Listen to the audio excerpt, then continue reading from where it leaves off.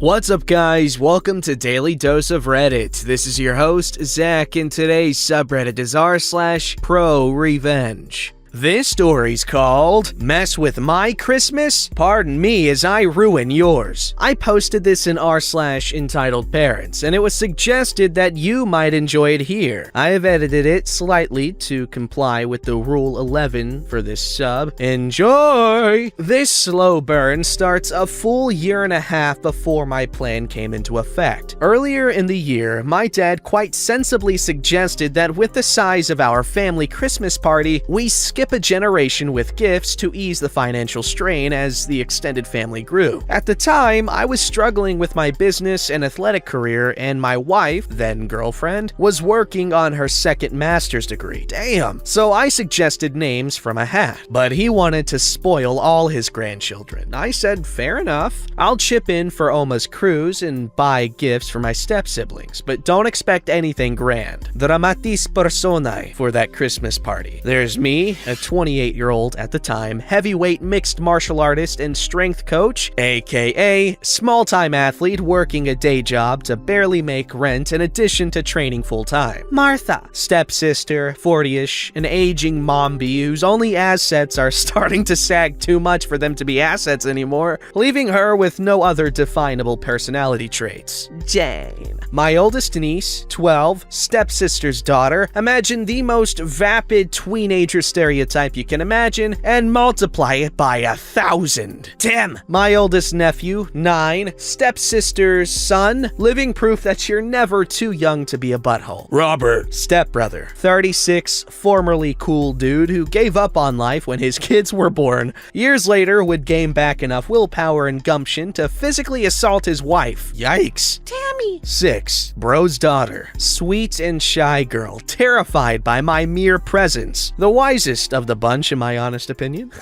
Baba! 7, bro's son, a generally nice kid who at this time was partway into evolving into a butthole after being constantly told to look up to and emulate Thing 2. I hope they don't all have voices because there's no way I'm gonna remember them. Tammy has brought a Nintendo DS and all the kids are struggling to see and play it together, so I foolishly offer to loan them mine to lighten the load. Tammy agrees to share with Jane and Bubba agrees to share with Tim. Having stupidly deprived myself of my means to escape social obligations, I go to the living room to acquire that much older cure for not wanting to deal with other people: alcohol. Not even having had enough time to pour a dram, my trained ear picks up from the kids' room the unmistakable sound of one human being pummeling another. I politely suggest to Robert that he might want to go have a look, but bro hasn't given two craps about anything in about 7 years, so he waves it off and I go to investigate. I walk in to see that Tim may be a butthole, but is not untalented, and is managing to strike, shove into a wall, and kick Bubba all at the same time, while attempting to play my DS with his other hand. Having decided his turn began the moment I left the room. Jane has simply wrested the DS from Tammy, who is now sitting in the corner crying.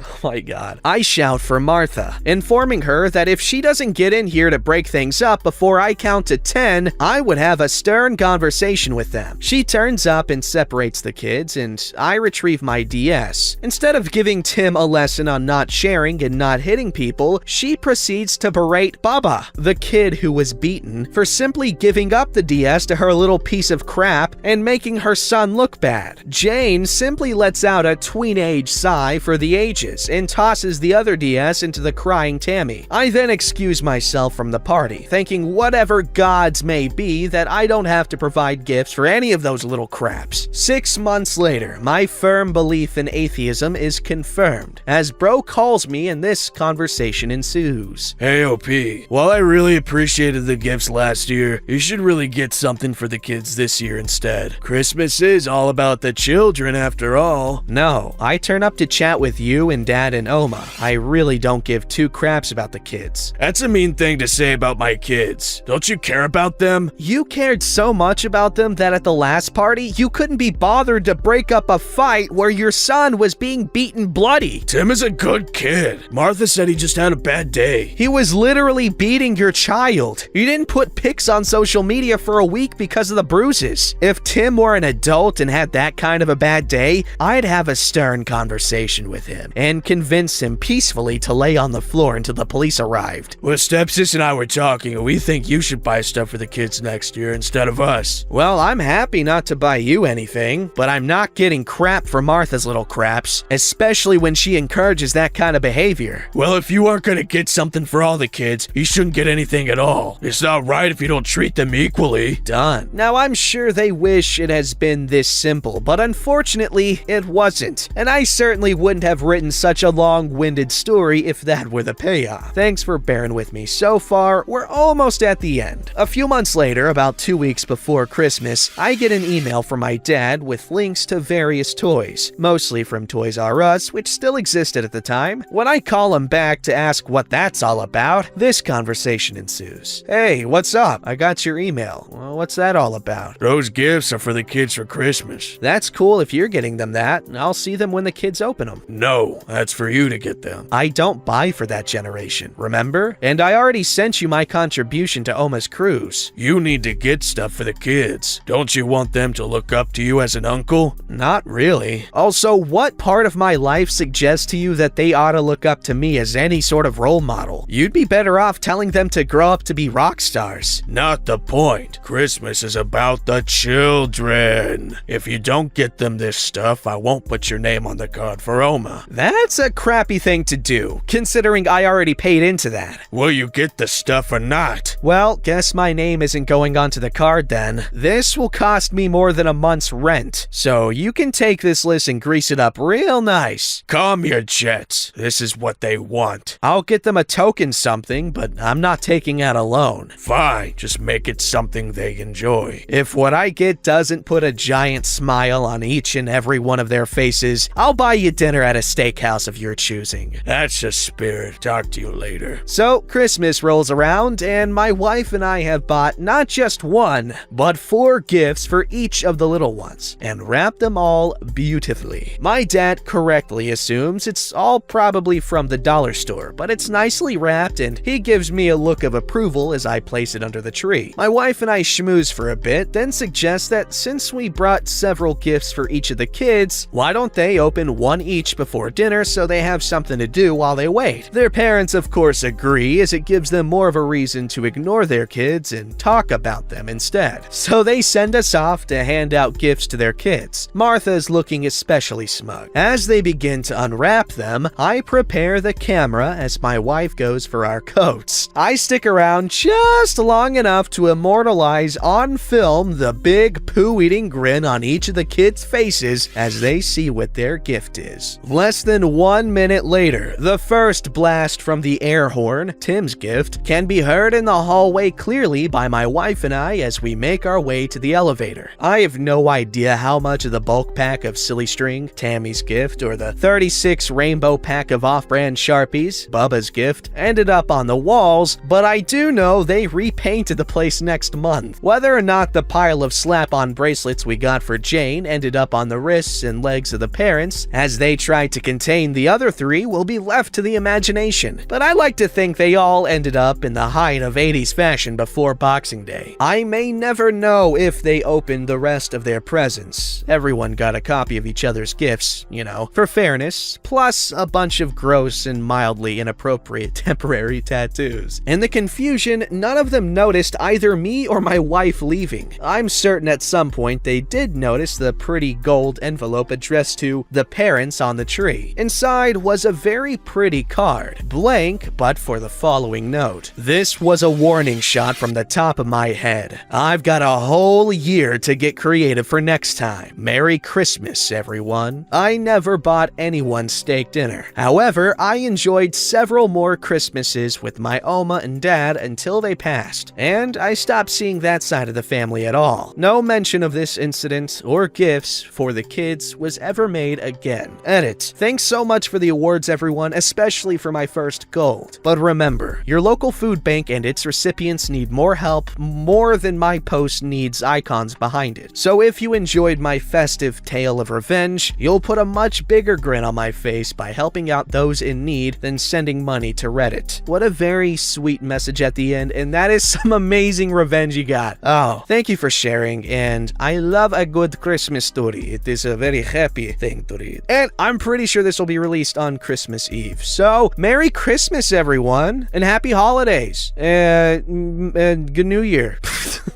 Alright, this story's called X Bought Himself a Gift as a Gift to Me, so I did the same. This happened a couple of Christmases ago, but someone told me to post this story here, so here I am. About 4 months before Christmas 2018, my boyfriend at the time accidentally spilt a drink on his laptop and wrecked the thing. He couldn't afford a new one, and it was his main source of entertainment. So I said he could borrow mine since I didn't use it that often. Everything was fine until Christmas that year. He still hadn't gotten a new laptop by that point, but I assumed that was because he was saving up to get himself a decent laptop rather than a crappy one he could just about afford. Anyway, he handed me my gift, and to my surprise, it was a brand new laptop. I assumed that he bought me a laptop to replace my old one and was going to take my old laptop for himself. Nope. His gift to me was buying himself a new laptop so that he didn't have to use mine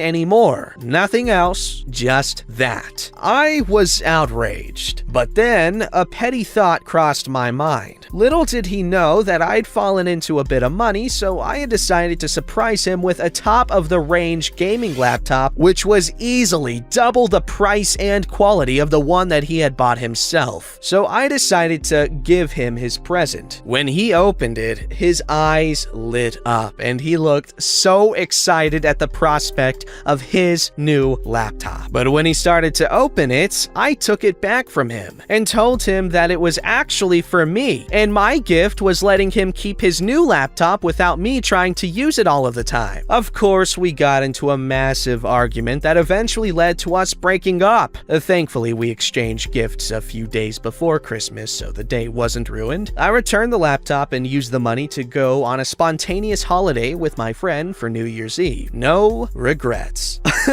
What? Okay, OP, you handled that in the best possible way. That is so freaking funny.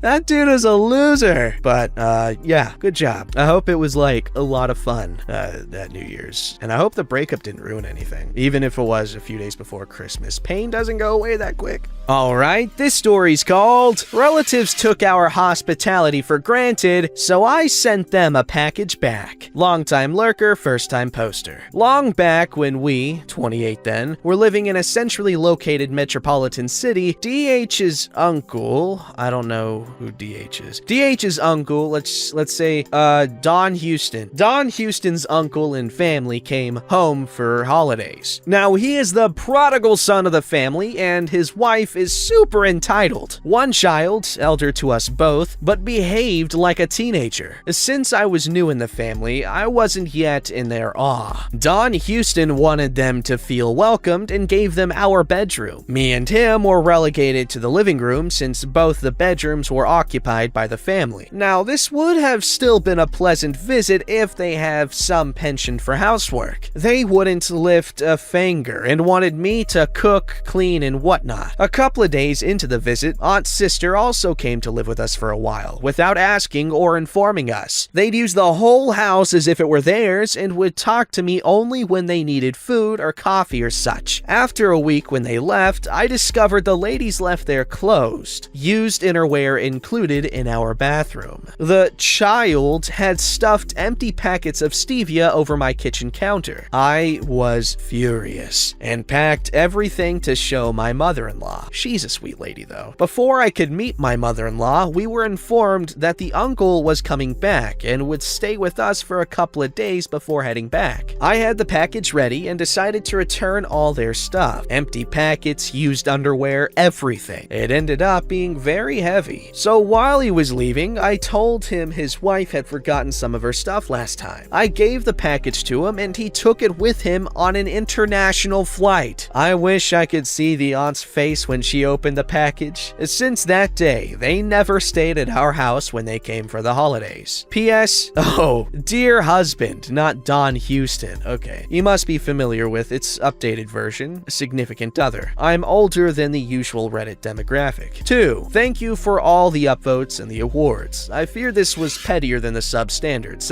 3. I just realized mobile messes up all the formatting. Apologies. Oh, by the way, ProRevenge was dry, so I had to get some stories from Petty Revenge. Hope you don't mind.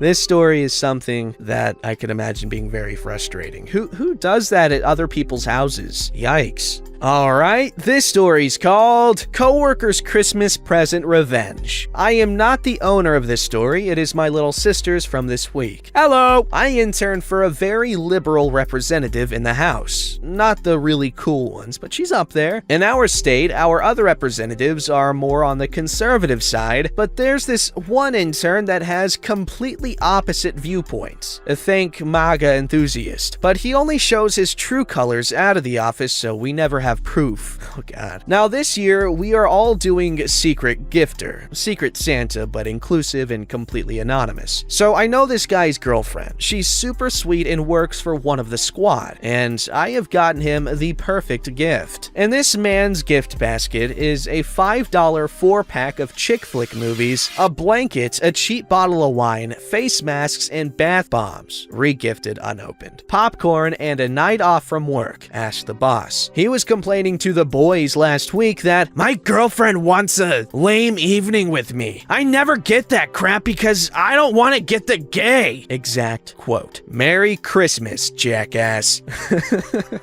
Okay, at first I thought it was funny because you're like, we could never find proof that he was a MAGA guy. I think it's important for either side to not freaking do this witch hunt crap, okay? Dissenting voices are important, as long as they're not, you know, saying really stupid stuff like what this guy said. Now I get it. Don't forget to like, subscribe, and hit that bell to never miss an episode.